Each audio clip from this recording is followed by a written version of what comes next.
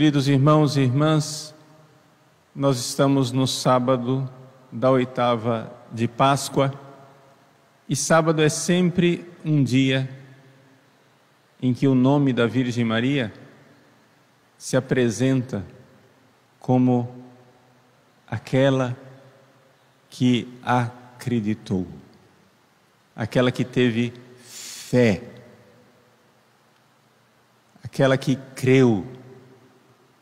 Porque no sábado santo, há 8 dias atrás, era isso que nós víamos.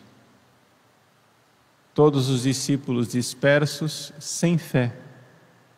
O próprio evangelho de hoje, Jesus repreende os 11, por quê? Por causa da falta de fé. E no entanto, a Virgem Santíssima sempre teve fé. E esses dias da Páscoa, em que da ressurreição de Jesus até a sua ascensão aos céus, Jesus vai aparecendo aos seus apóstolos e discípulos, aqueles escolhidos de Deus. Ele aparece exatamente para ressuscitar a fé dos seus discípulos. A fé da Virgem Maria não precisou ser ressuscitada. Mas quando a gente fala de ressuscitar a fé, existem várias formas de você interpretar essa palavra, crer. Eu gostaria de brevemente abrir um pouquinho do mistério dessa grandeza que é crer. Vejam, Jesus, na última ceia, ele disse assim: eu sou a videira e vós sois os ramos. Ele fez uma comparação com o mundo vegetal. Nos vegetais existe alguma coisa que mantém aquele ser vivo, porque uma planta é um ser vivo, mantém aquele ser vivo unido. Você tira aquilo, desagrega, seca, apodrece, morre. Esta força, os filósofos antigos chamam isso de alma vegetal. Só para dar um nome, não tem nada a ver com a nossa alma que vai para o céu. É uma força física, material, não é uma coisa espiritual. É uma força física, vegetal, que mantém tudo unido. São Paulo, anos depois, 20 anos depois, para ser mais exato, escreveu aos Coríntios, fazendo uma comparação não mais do reino vegetal, do reino animal. Cristo é a cabeça, nós somos os membros. Existe alguma coisa no corpo de um animal que mantém unidos cabeça e membros, tem uma força, tem alguma coisa ali que não é visível. No caso dos animais é bem material, e nós na filosofia chamamos isto de alma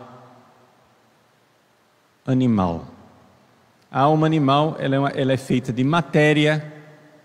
Quando o animal morre, essa força, esse negócio aí que une, o animal se decompõe, desaparece. Mas ninguém pode negar que existe uma força. Alguma coisa acontece quando você corta o galho de uma árvore e ele seca e o resto da árvore continua íntegro, vivo. Existe alguma coisa ali, uma força chamada vida.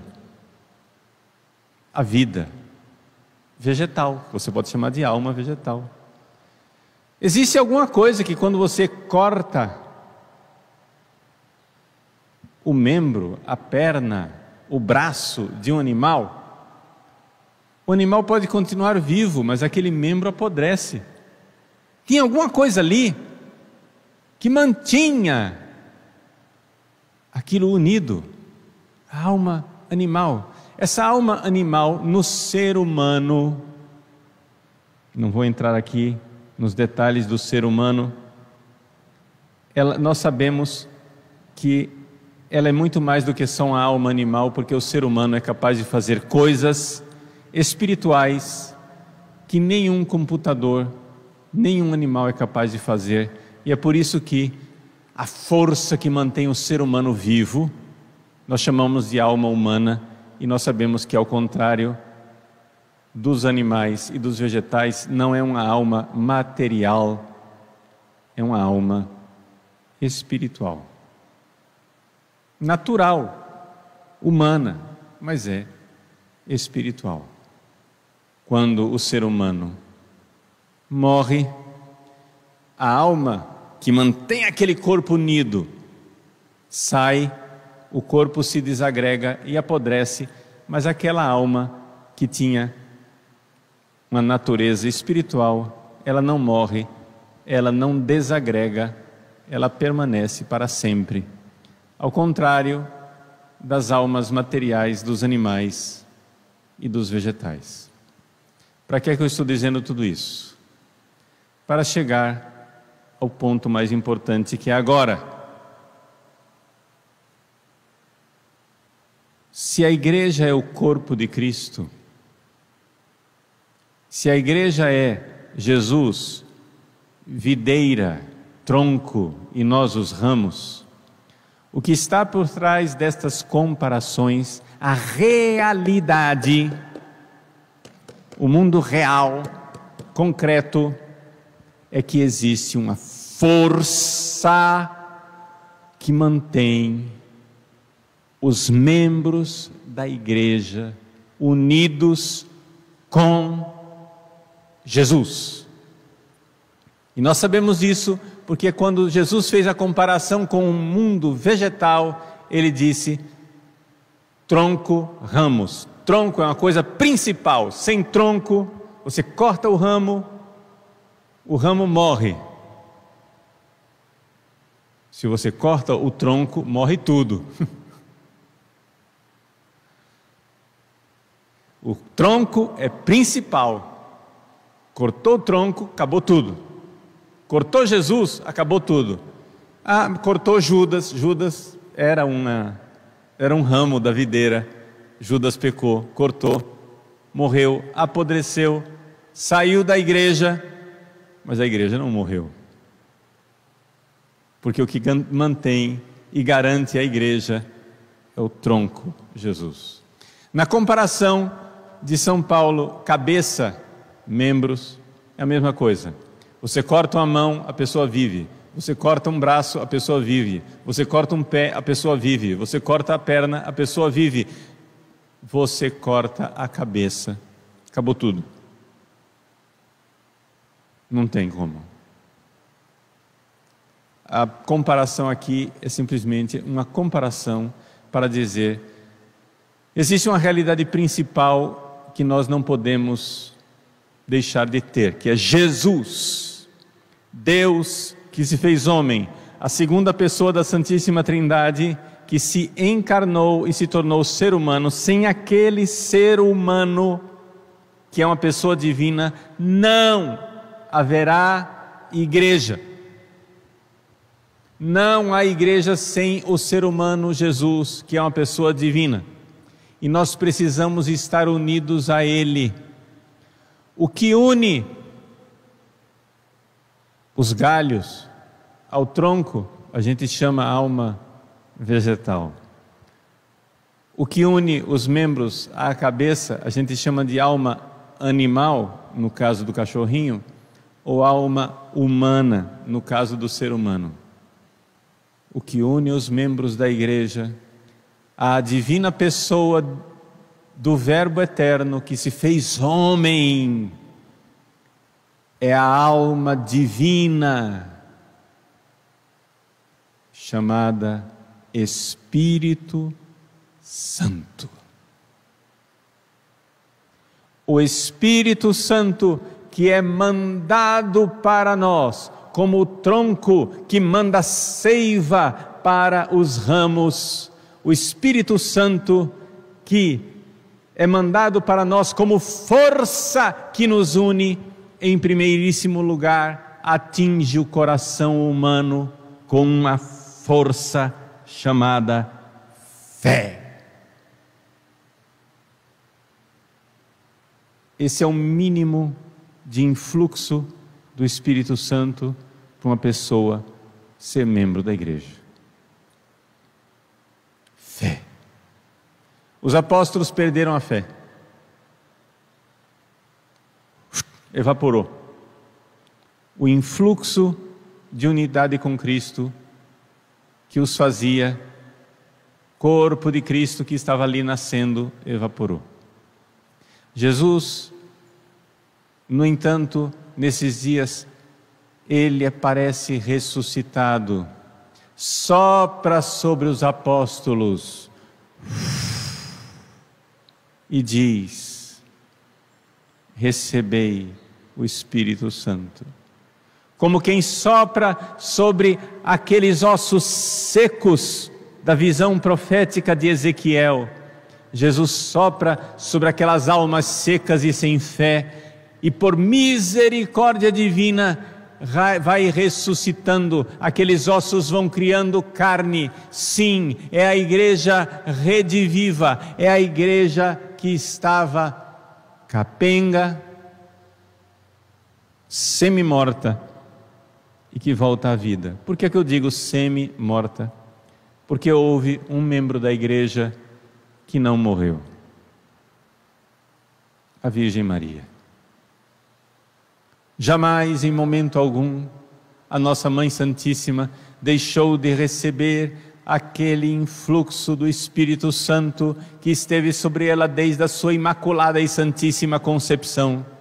Jamais a nossa Mãe Santíssima deixou de receber aquela graça do Espírito Santo que cresceu, vicejou e floresceu na sua santíssima anunciação. Jamais a Virgem Maria deixou de ter o Espírito Santo quando Jesus, aos pés da cruz, dando um grande grito, entregou o Espírito. Ela estava ali para receber esse influxo, esta igreja, ela estava lá. O que nos mantém unidos ao Cristo cabeça, segunda pessoa da Santíssima Trindade que se fez homem, é uma força, é uma alma. É uma metáfora, claro, mas para dizer que o que mantém um organismo unido é uma força, se não morre. Essa força é o Espírito Santo. E a primeiríssima e mais rudimentar coisa que o Espírito Santo faz em nós é a fé. Esta fé, por força dessa seiva divina que vai fluindo nos corações, ela vai crescendo de fé em fé, de fé em fé, até que brota a caridade e aquele ramo começa a dar frutos, frutos maduros, frutos bons, frutos maravilhosos. Então, aquele membro da igreja é santo como a igreja de Cristo é santa. Meus queridos,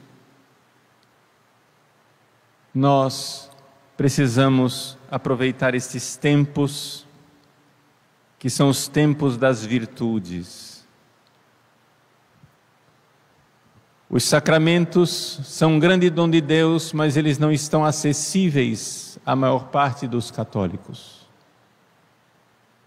Miseravelmente, desgraçadamente, e não quero aqui dizer palavras de consolação daquilo que é uma tragédia. É uma tragédia ficar sem os sacramentos. É uma tragédia. Mas é o momento de nós, como a Virgem Maria, naquele sábado santo,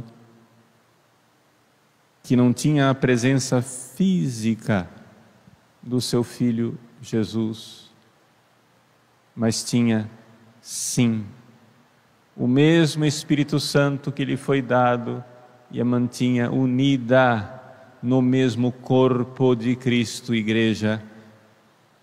Existe algo que mantém os seres vivos unidos. Se o ser vivo é só vegetal, é algo vegetal que mantém unido, pobrezinha. Se é um animal, é algo animal que mantém unido. Se é humano, é algo humano e espiritual que mantém unido.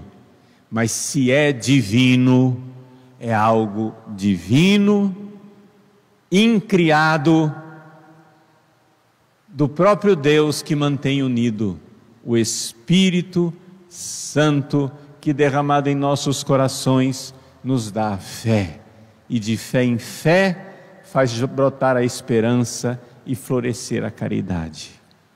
Peçamos a fé, peçamos a fé.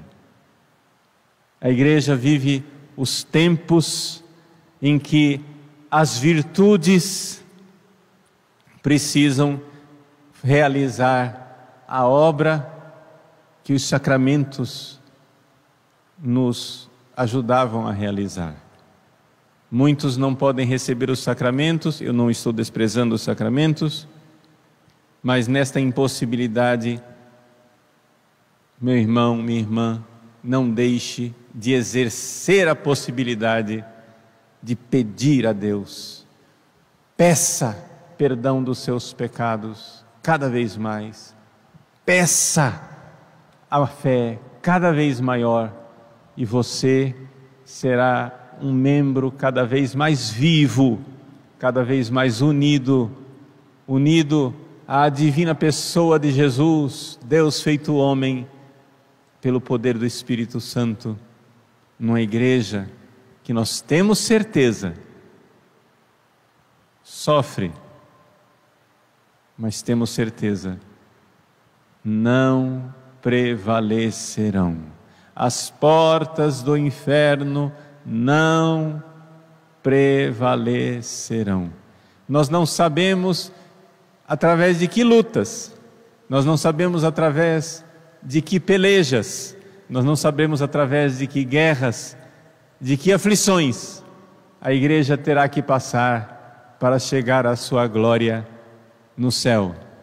Mas nós sabemos que não há nenhuma dúvida do vencedor. Não há nenhuma dúvida de que as portas do inferno jamais, jamais prevalecerão. Muita fé.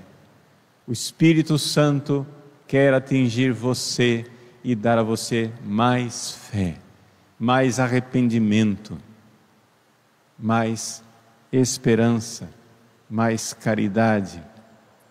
Na medida do possível, procure os sacramentos, procure se confessar, procure comungar, mas se não são acessíveis, não deixe de saber do influxo positivo e poderoso que o ressuscitado quer fazer no seu coração para manter cada membro de sua Santíssima Esposa, a Igreja, unido a Ele, como a esposa se une ao esposo.